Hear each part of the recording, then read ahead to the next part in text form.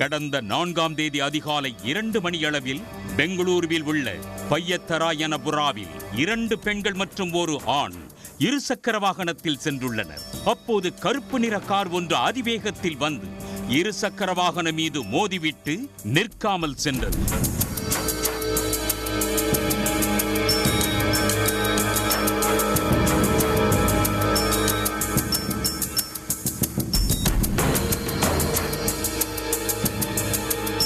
இதில் இருசக்கர வாகனத்தில் பயணித்த கிரண், அனிதா, அனுஷா ஆகியோர் படுகாயமடைந்தனர். இதில் அனிதாவுக்கு காலில் எலும்பு முறிவு ஏற்பட்டது. இதையடுத்து அக்டோபர் 7ஆம் தேதி விபத்து தொடர்பாக பாதிக்கப்பட்ட கிரண் புகார் ஒன்றை அளித்தார். விபத்தை ஏற்படுத்திய காரை ஓட்டிச் சென்றது ஒரு பெண் என்றும் புகாரில் தெரிவிக்கப்பட்டது. இதையடுத்து விசாரணை நடத்திய போலீசார் அங்கிருந்த சிசிடிவி காட்சியை ஆய்வு செய்தனர். இதில் கருப்பு நிற காரின் எண்ணை கண்டறிந்தனர்.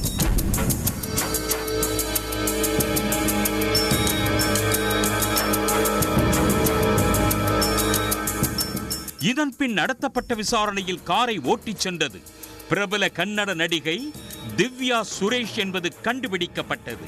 திவ்யா சுரேஷ் கன்னட திரைப்படங்கள் மற்றும் தொலைக்காட்சி தொடர்களில் நடித்த பிரபலமானவர். கூலிராய, ஃபேஸ் டு ஃபேஸ், துவாஜா மற்றும் ராஞ்சி உள்ளிட்ட கன்னட படங்களில் நடித்து வரவேற்பை பெற்றுள்ளார். ஆரம்பத்தில் கபடி வீராங்கனையாக இருந்த திவ்யா பின்னர் மாடலிங்கில் கால்வதித்து சினிமாவில் நுழைந்துள்ளார். நடிப்புக்கு மாறுவதற்கு முன்பு கர்நாடகாவில் மாநில அளவிலான கபடி போட்டிகளில் பங்கேற்று பரிசுகளை பெற்றுள்ளார் திவ்யா. இதேபோன்று பிரபல கன்னட நடிகர் சுதீப் தொகுத்து வழங்கிய ரியாலிட்டி ஷோவில் பங்கேற்று பெரும் பிரபலமானார். இந்த நிலையில்தான் தற்போது கார் ஓட்டி விபத்தை ஏற்படுத்தியுள்ள வழக்கில் திவ்யா சிக்கி உள்ளார். சம்பவத்தின் போது விபத்தை ஏற்படுத்திவிட்டு தப்பியதாக திவ்யா மீது வழக்கு பதிவு செய்யப்பட்டுள்ளது. மேலும் விபத்தை ஏற்படுத்திய காரும் பறிமுதல் செய்யப்பட்டுள்ளதாக போலீசார் தெரிவித்துள்ளனர்.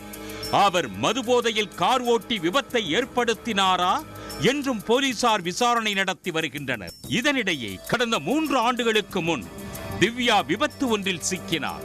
இதில் காயமடைந்து மருத்துவமனையில் அனுமதிக்கப்பட்டார். இதன் பின் சமூக வலைத்தளங்களில் இருந்து விலகியே இருந்தார். தற்போது அவர் மீண்டும் ஆக்டிவாக மாறிய நிலையில் மீண்டும் விபத்து ஏற்படுத்திய வழக்கில் சிக்கி உள்ளார். உடனுக்குடன் செய்திகளை தெரிந்து கொள்ள சன் நியூஸ் பெல் ஐகானை கிளிக் பண்ணுங்க.